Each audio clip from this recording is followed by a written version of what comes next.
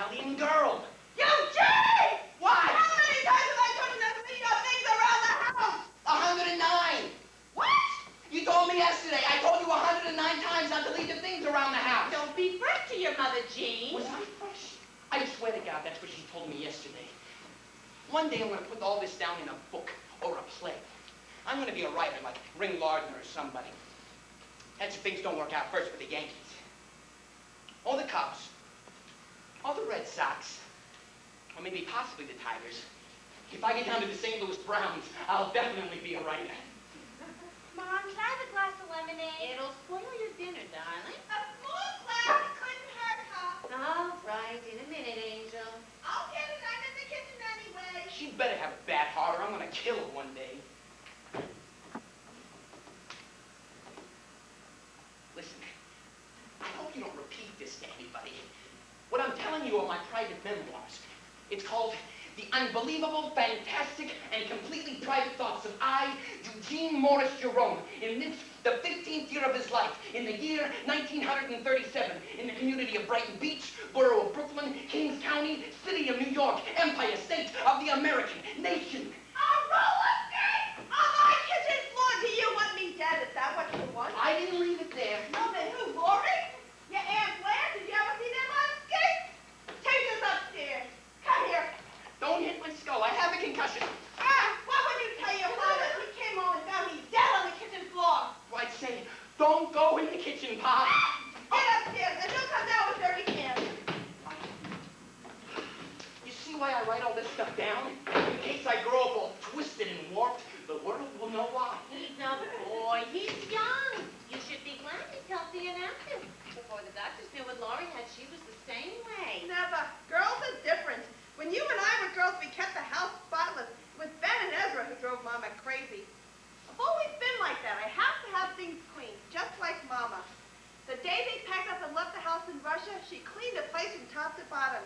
She said no matter what the Cossacks did to us, when they broke into her house, they would have respect for the Jews. Who were the Cossacks? The same filthy bunches live across the street. Across the street? You mean the Murphys? All of them. The Murphys are Russian? The mother is nice. She's been very sweet to me. Her windows are so filthy, I thought she had black curtains hanging inside. It was in their house. It was very neat. Nobody could be as clean as you. What business did you have in their house? She invited me for tea. To meet that drunken son of hers. No, it was just the two of us. I'm living here 7 years. She never invited me for tea. Of course she knows your situation. Remember what Mama used to tell us? Stay on your own side of the street. That's what they have gutters for. That's what they have gutters for. If my mother knew I was writing all this stuff down, she would stuff me like one of her chickens. I better explain what she meant by Aunt Blanche's situation. You see, her husband, Uncle Dave, died 6 years ago from this thing. They never say the word, they only whisper it. It was cancer. I think they're afraid that if they said it out loud, God would say, I heard that. You said the dread disease. Just for that, I'd smite you down with it. There are some things that grown-ups just won't discuss. For example, my grandfather, he died from diphtheria. Anyway, when Uncle Dave died, he left Aunt Blanche with no money, not even insurance. And she couldn't support herself because she has asthma. So my big-hearted mother insisted that she and her 2 kids come in to stay with us. So they broke up our room into 2 smaller rooms. Me and my brother Stanley live on this side, and Laurie and her sister Nora live on the other side. Pop thought it would just be temporary, but it's been 3.5 years so far, and I think because of my Aunt Blanche's situation, my father is beginning to develop high blood pressure. Have some more lemonade, dear? Oh, thanks. Drink it slowly. I am. Blanche, this is enough already. From 7 o'clock this morning. I was just stopping. Just sew your fingers together. It's getting dark anyway. I think I need new glasses. My teacher said you should change them every 2 years. Would it kill you to turn the light on? I don't have to run up the electric bill. I owe you and Jack enough as it is. Have I asked you for anything? You see anyone starving around here? If I go hungry, you'll give me something off at your place. Kate, I'm going to pay you back someday. I don't know when, but I keep my word. From your lips to the Irish sweepstakes. Go in and taste the soup. See if it needs salt. Should I put out the water glasses, or is Eugene gonna do it? You did it!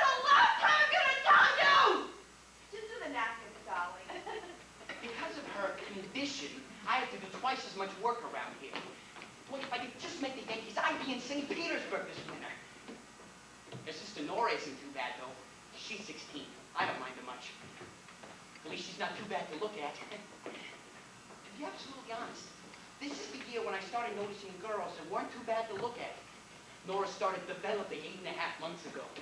I have the exact date written in my diary. Mom! Oh, Lori! Aunt Kate! Oh, I got incredible news, everybody! Hi, Nora. Oh, Eugene, my sweet, adorable, handsome cousin! Oh, wait till I tell you what's happened to me! Oh, I'm fainting. I'm absolutely fainting. I felt her chest. When she grabbed me, I felt my first chest. Oh, I can't believe this whole day. What happened? Where's Mom and Aunt Kate? Oh, I have to tell everyone. Everyone is time for the big news. You're both red in the face. Mom, sit down because I don't want you fainting on the floor. Sit down, dear. Sit down, Mom. You too, Aunt Kate. Okay, is everybody ready? Stop dragging it out. The suspense is killing me. Lori, Don't say things like that. can I hear what the girl has to say? Go ahead, Dolly. Okay, here goes. I'm going to be in a Broadway show. This man, Mr. Beckman, he's a producer. He came to our dancing class this afternoon, and he picked out 3 girls. We all have to be at the Hudson Theater Monday morning at 10 o'clock to audition for the dance director. But on the way out, he took me aside and said the job's as good as mine. I have to call him tomorrow. I may have to go into town to talk to him about it. They start rehearsing a week from Monday, and then it goes to Philadelphia and Wilmington and Washington, and then it comes to New York in the second week of December. There are 9 big musical numbers, and there's going to be a big tank on the stage that you can see through, and the entire finale all takes place with the entire cast all underwater. I mean, can you believe it? I'm going to be in a Broadway show, Mama! What is she talking about? Do I know? Am I her mother? How can you be in a Broadway show? Don't you have to sing and act? I can sing. No, you can't. A little. No, you can't. Well, I can carry a tune. No, you can't. Well, I probably won't have to. They're just looking for dancers. On Broadway, you have to sing and act. How would you know? You've never seen a Broadway show. Did you tell him how old you were? He didn't ask me. He didn't ask if you were 16. He just asked me to audition. My God, isn't anybody excited? I am. I think it's the most fantastic news I ever heard. Thanks, Eugene. I'm glad somebody's excited. Oh, my God. I'll be sleeping right next door to a showgirl. How can you go to Philadelphia? What about school? School? Mama, this is a Broadway show. This is what I want to do with my life. Algebra and English isn't going to help me on the Lauren. stage. Will you stay out of this? You mean not finish school? Not get a diploma? Do you know how hard it is for a girl to get a good job without a high school diploma? But I've got a job. And I'll be making more money than 10 girls with diplomas. You haven't got it yet. You still have to audition. It's as good as mine. Mr. Beckman told me. And what if you, God forbid, broke a leg or got heavy? How long do you think they keep you? Dancing is just for a few years. A diploma is forever. I know. I never had one. I know how hard it is to find a good job. And Kate knows. Tell her, Kate. It's very hard. And why did you send me to dancing school for 3 years? Why do I spend 2 hours a day on the subway, 4 days a week after school, with money you make going half blind over some broken sewing machine? Why, Mama? Because it's my pleasure. Because I know how much you love it. Because you asked me. And I'm asking you something else, Mama. Let me do something for you now. I could be making almost $60 a week, maybe even more. In 2 years, when I get out of high school, I wouldn't make that much with a college diploma. I can't think now. It's almost dinner time. Uncle Jack will be home soon. We'll discuss it later. I have to know now, Mama. I have to call Mr. Beckman tomorrow and let him know whether I can go or not. Please let me audition. Let me find out first if they think I'm good enough. Please don't say no until Monday. It was a tense moment for everybody. I love tense moments, especially when I'm not the one they're all tense about. Well, God knows we could use the money. We all owe Aunt Kate and Uncle Jack enough as it is. I think they have as much a say in it as I do. How do you feel about it, Kate? Me? I never voted before in my life. Why should I start with my own family? I have to heat up the potatoes. Then we'll leave it up to Uncle Jack. We'll let him make the decision. Why, Mama? I love him, but he's not my father. Because I need help. Because I don't always know what the right thing to do is. Because I say so. That's why. Eugene M. Jerome of New York cast 1 vote for yes.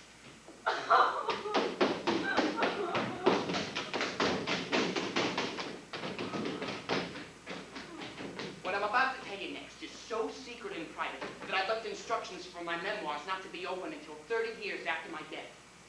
I, Eugene M. Jerome, have committed a mortal sin by lusting after my cousin Nora. I can tell you this now because I'll be dead when you're reading it.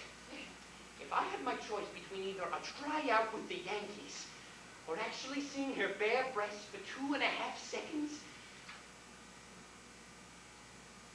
well, I would have a lot of thinking to do. I need bread. What?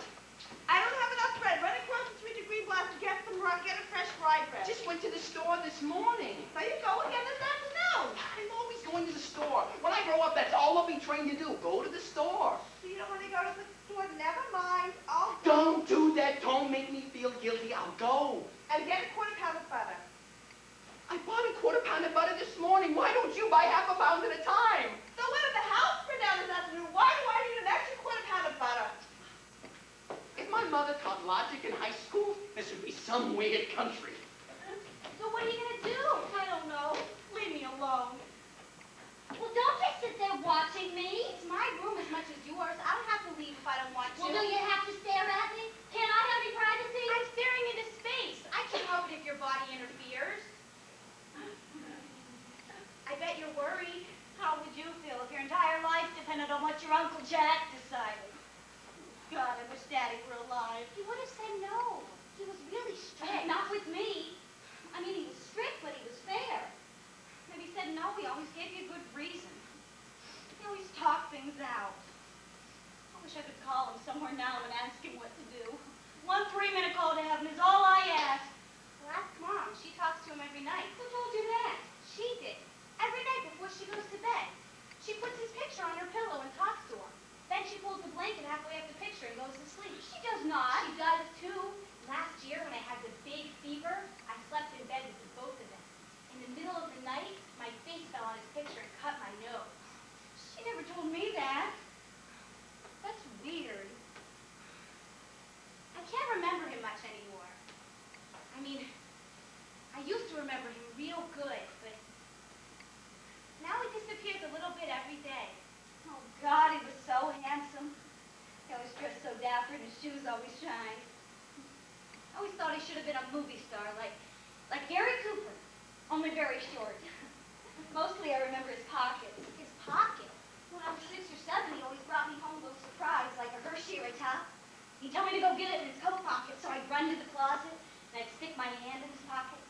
It felt as big as a tent. I wanted to crawl in there and go to sleep. And there were all these terrific things in there, like juicy fruit gum and spearmint lifesavers and crumpled pieces of cellophane and bits of tobacco and movie stubs and nickels and pennies and rubber bands and paper clips and his gray suede gloves that he wore in the wintertime. With the stitched lines down the fingers. I remember. Then I found his coat in Mom's closet and I stuck my hand in his pocket and everything was gone. It was emptied and dry cleaned. It felt so cold. That's when I knew he was really dead. Oh, God, I wish we had our own place to live. I hate being a boarder. Listen, let's make a pact. The first one who makes enough money promises not to spend any on herself, but saves it all to get a house for you and me and Mom. That means every penny we get from now on we save for the house. We can't buy anything. No lipsticks or magazines or nail polish or bubble gum. Nothing. Is it a pact? What about movies? Movies too. Starting when? Starting today, starting right now. Can we make it Sunday? I really wanted to see The Thin Man. Who's in it? William Powell and Myrna Loy. Okay, starting Sunday. I'll go with you Saturday. Sid Luckman of Columbia waits for the snap from center. The snow is coming down in a near blizzard. He gets it. He fades back. He passes. And Luckman's got it. Luckman catches his own pass. He's on the 50, the 40, the 30, the 20, and the touchdown. Columbia wins. They defeat the mighty Crimson of Harvard 13-12. Listen to that crowd. Eugene, something yelling is in a cake in the oven! Hey, Eugene. Hey, Stan. My brother Stan. He's okay. You'll like him. Hey, Stan, what are you doing home so early? Is Pop home yet? No. Hey, did you ask about the tickets? What tickets? For the Yankee game. You said your boss knew this guy could get us passes. You didn't ask him? My boss and I had other things to talk about. I'm in trouble, Eugene. In really big trouble. Now, this shocked me. Because Stan is a guy who can talk himself out of any kind of trouble. What kind of trouble? I got fired today. Fired? You mean for good? You don't get fired temporarily. It's permanent. It's a lifetime fire. Why? What happened? I was on account of Andrew, the colored guy who sweeps up. He was cleaning the floor in the stock room, and he lays a broom against the table and puts some junk in the trash can. And the broom slips. Knocks a can of linseed oil all over the table and ruins 3 brand new hats right out of the box. $9 Stetsons. It wasn't his fault. He didn't put the linseed oil there, right? Right. So Mr. Stroheim sees the oily hats and he gets crazy. He says to Andrew the hats got to come out of his salary. $27. Andrew started to cry. He cried? 42 years old, he's bawling all over the stock room. I mean, the man hasn't got too much furniture upstairs anyway, but he's real sweet. He brings me coffee, always laughing, telling me jokes.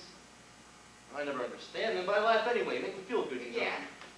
So I said to Mr. Stroheim, I didn't think that was fair. It wasn't Andrew's fault. You said that to him? Sure, why not? So Mr. Stroheim says to me, you want to pay for the hats, big mouth?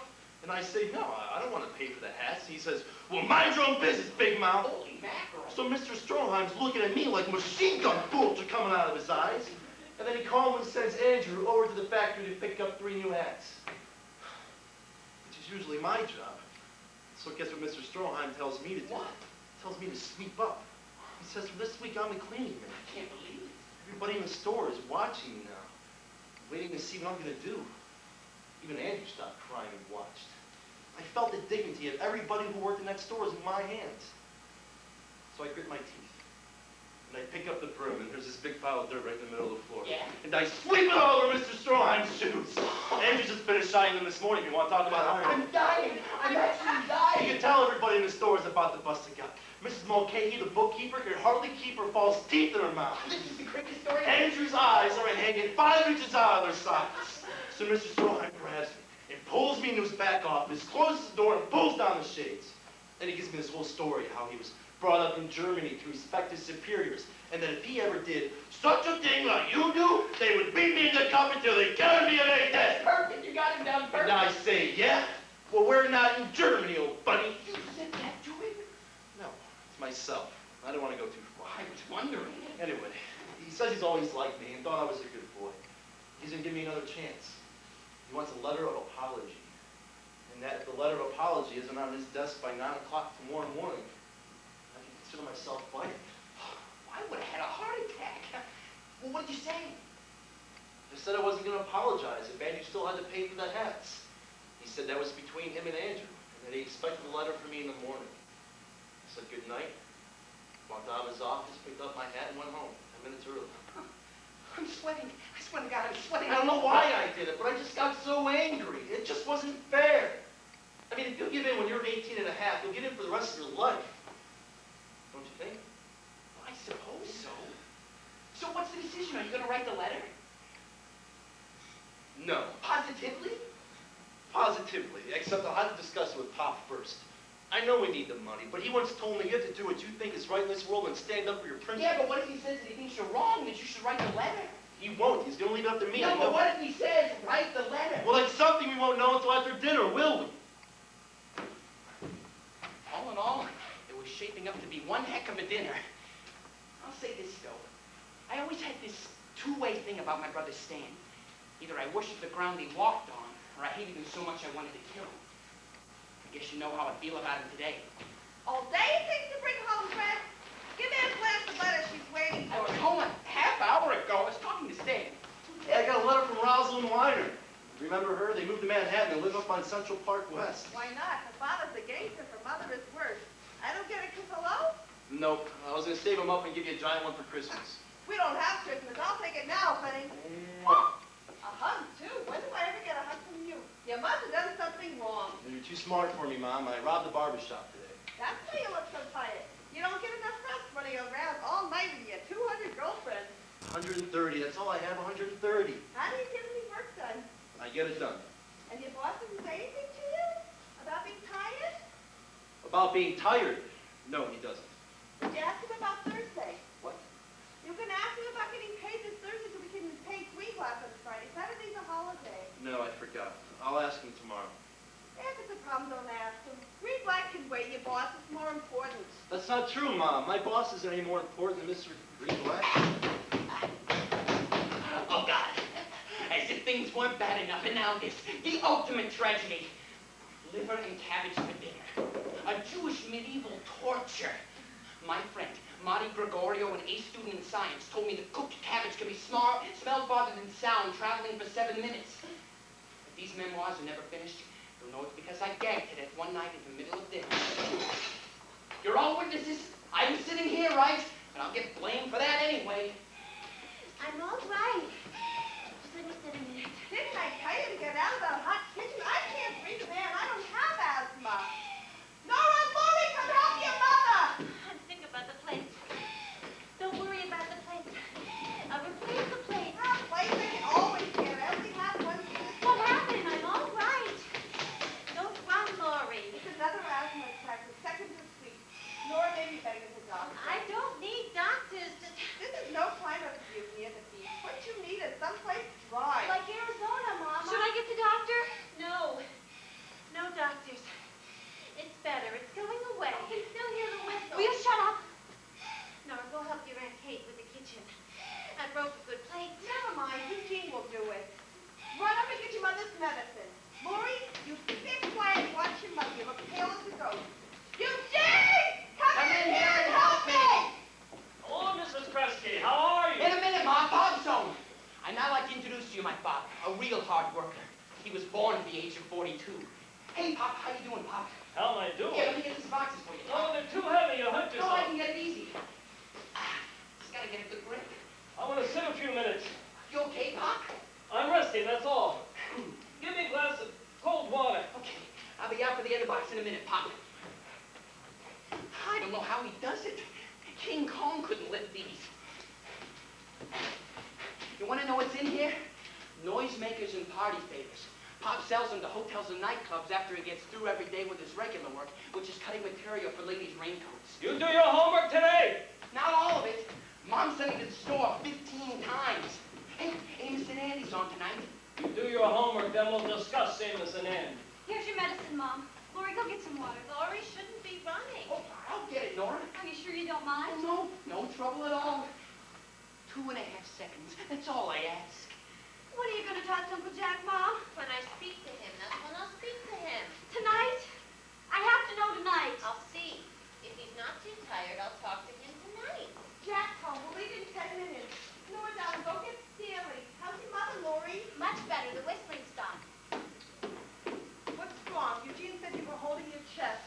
I wasn't holding my chest. You have to carry that box every day back and forth to the city, Jack. You don't work hard enough? You want the box? It's yours. Keep it. I don't need it anymore. What do you mean? Dalmar's party favors went out of business. They closed him out. The man is bankrupt. Oh, gosh. He never even warned me it was coming. You told me he lived up on Riverside Drive with a view of the river. A $300 a month apartment he had. A man like that. Who are the ones you think go bankrupt? You live in a cold water flat in Delancey Street. Bankruptcy's the one thing God spares you. Right? You can always find good in something. You don't have to carry that heavy box anymore. You don't have to get up at 5:30 in the morning. We can always sit at a decent hour. You still have your job with Jacobson. We won't stop. I can't make ends meet with what I make at Jacobson's, not with 7 people to feed. I'll hear you. We'll talk later. I can't get by without that extra $25 a week. I can't pay rent and insurance and food and clothing for 7 people. Christmas and New Year's alone, I made $150. Stop it, Jack. You'll make yourself sick. He never even paid me for the week, the bastard. 5 salesmen are laid off, and he's going to a Broadway show tonight. I stuffed every hat and noisemaker I could carry in that box and walked out of there. At his funeral, I'll put on a pointy hat and blow a horn, the bastard. Don't talk like that. Nothing will come up. You go to temple this week and you'll pray all day Saturday. There are men in that temple who've been praying for 40 years. You know how many prayers have to get answered before my turn comes up? Your turn will come up. God has time for everybody. Here's your water, Ray. Why don't you? Thank you, darling. Where's Nora? She went upstairs to call Stanley for dinner. Hey, Lori, want to take a walk on the beach tonight? I have homework. What do you want to take a walk with me for? You, me, Nora? I just felt like taking a walk. I think Nora has a date with Larry Clerman tonight.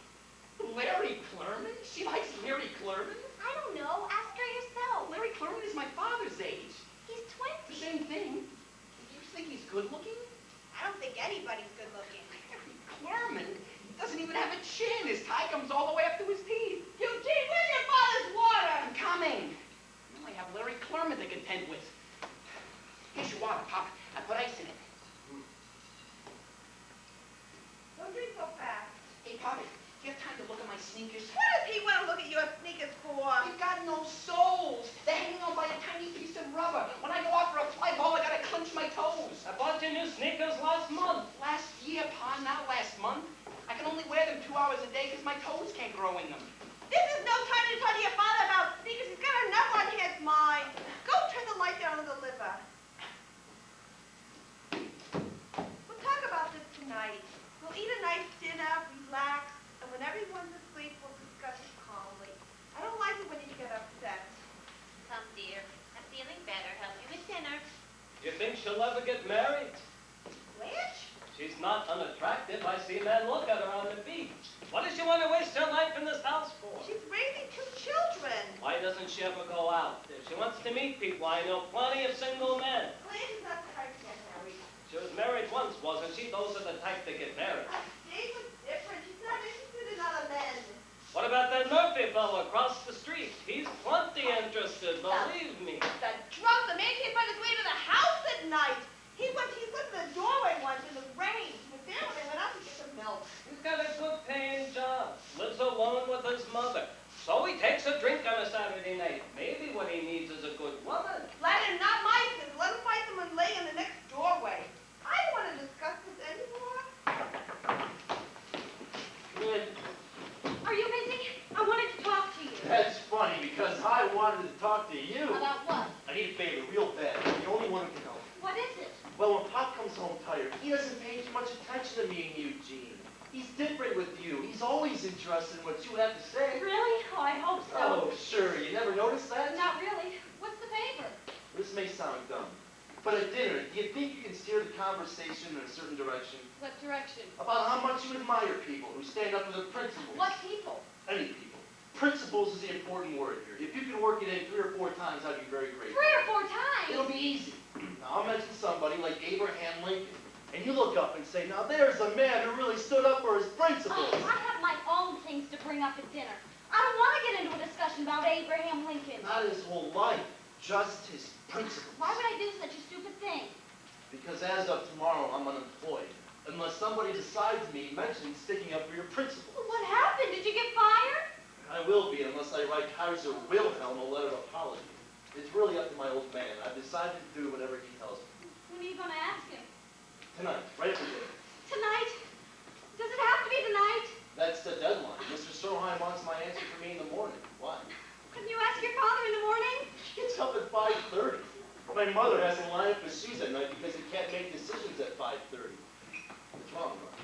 I don't know what you have to complain about. At least your father is lying around the house to make decisions. You don't know when you're well off, Stanley. Sometimes you make me sick.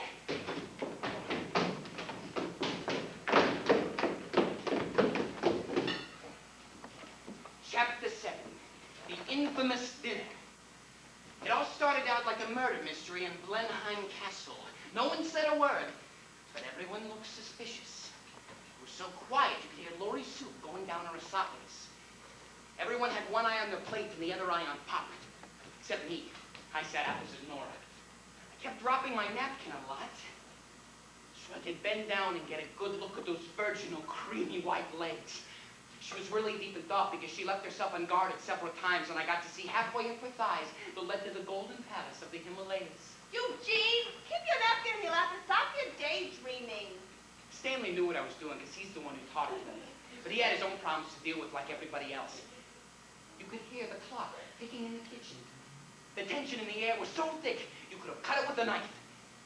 Which is more than I could say for the liver. Ketchup, mustard, pickles. Well, I'm through. I'll have some dessert. Finish your liver. I'm finished. Do you see liver on my You plate? buried it under the mashed potatoes. I know your tricks. Look how Laurie ate hers. I had a major problem. One more bite and I would have thrown up all over the table. That would be a sight Nora would remember for forever. A diversion was my only escape from humiliation. So So, how's things down at Stroheim, Stanley? I felt bad about that. But for the moment, attention had shifted away from my liver. How long have you been working there now? Where? At Stroheim's. A year and a half part-time before I graduated high school, and a year since then. So what's that? 2.5 years. And And you fully like- part-time. And he likes you? Mr. Stroheim. Yeah, usually he likes me. Sometimes I'm not so sure. You come in on time? Yeah. You do your work? Yeah. You get along with the other people? Yeah. So why shouldn't he like you? What are you making now? $17 a week. It's time you moved up. Tomorrow you go in and ask him for a raise. If you don't speak up, people take advantage of you. Tomorrow morning you go into his office. You're polite, you're respectful, but you're firm. You tell him you think you're worth another $5 a week. $5? I'll offer you $1.25. You settle for $2.50. I know how these things work. You're a high school graduate. He's lucky he's got you. Pop. I don't think this is the time to ask him for a raise. I think his wife is very sick. You're afraid to ask him? You want me to take you by the hand, walk into his offices and say, my little boy wants a raise? I'm not afraid. Your father wouldn't ask you if he didn't think it was the right thing. Believe me, Stanley, now is the time to ask for it. I think I have a bone in my throat. There are no bones in liver. So, what's new at dancing school, Nora? Nothing is new. Mind your own business. I'm just trying to introduce the subject. Well, I don't need your help. Will you tell her to be quiet, Mother? Laura, you may be excused if you're finished. So what happened at dancing school? Nora received a very nice compliment from her teacher. She said she had professional potential. She didn't say potential. Potential is future. Mr. Beckman is interested in Nora's immediate present. Isn't that something? Mr. Beckman's her teacher. No, he's one of the most widely known and respected producers on Broadway. Broadway, imagine that. That's wonderful. And how are you doing in school otherwise? I'm doing fine. She's doing very well. I wish I was as smart as she is. Isn't that the same Mr. Beckman who's producing the great Broadway extravaganza, Abracadabra? I hear if a girl gets hired for the chorus of a show like that, not only is her career practically guaranteed, but the experience she gains is equal to a 4-year college education. Eugene, that's enough. Only a 4-year college education is equal to a 4-year college education. I don't think Abraham Lincoln went to college. What about you, Lori? You feeling all right? Yes, Uncle Jack. You getting plenty of fresh air? As much as I can hold in my lungs. Hey, Nora, did you tell Uncle Jack about the big tank that's filled with water? Girls, why don't we let Uncle Jack finish his dinner? If we have something to discuss, we'll discuss it later. Somebody has something to discuss. If there's a problem, this is the time to bring it up. This is the family hour. What a great idea for a radio show, the Family Hour. Every Wednesday night you get to hear a different family eating dinner and discussing the problems of the week, and you get to hear different recipes. WEAF presents Dinner at Brighton Beach, starring the Jacob Jerome family, featuring tonight's specialty, liver and cabbage, brought to you by X-Lax, the mild laxative. The whole country's gonna hear about a 15-year-old boy gaining a liver. Nothing to discuss. Nobody has any problems. Otherwise, I want to turn on the news. Well, as a matter of fact, What? nothing. Well, pal, help with the plates. Sit there and finish your liver. I can't swallow it. It won't go down. Do you remember the lima bean catastrophe of last month? Does anyone want a repeat of that disgusting episode? Why does he always talk like it's a Sherlock Holmes story? He thinks he's a writer. And what do you think you are? Eat half of it. Which half? The both terrible. A quarter of it. 2 bites. 1 bite. 2 bites. I know you. If I eat 1 bite, you make me eat another bite. I'll take it up to my room. I'll eat it tonight. I need time to chew it. These are not times to waste food. If you didn't want it, Eugene, you shouldn't have taken it. I didn't take it. They gave it to me. It comes attached to the plate. If it's so important to everybody, I'll eat your liver, Eugene. You will? Seems to be the only thing this family is worried about. Give me the liver so we can get on with the more important things in our lives. Nora's right, Tim. Take the liver away. If nobody likes it, why do you make it? Because we can't afford a roast beef for 7 people. I suddenly felt vulgar and cheap. Stanley, turn on the news. Laurie, get off your feet. You look tired from me. Hey, Pop, can I talk to you now? It's something really important. More important than what's going on in Europe? Well, it's not more important. It's just coming up sooner. Hitler's already moved into Austria. In a couple of months, the whole world will be in it. What's the matter with this radio? top-headed news on last night.